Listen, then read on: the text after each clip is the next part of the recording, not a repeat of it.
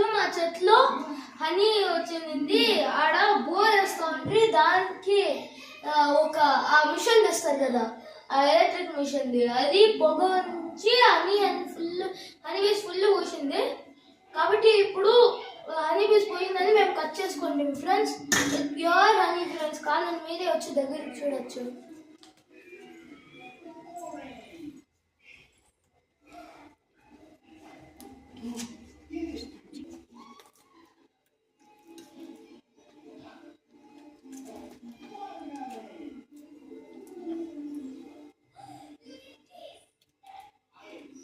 ఇది కూడా వేసొచ్చమ్మా. వచ్చి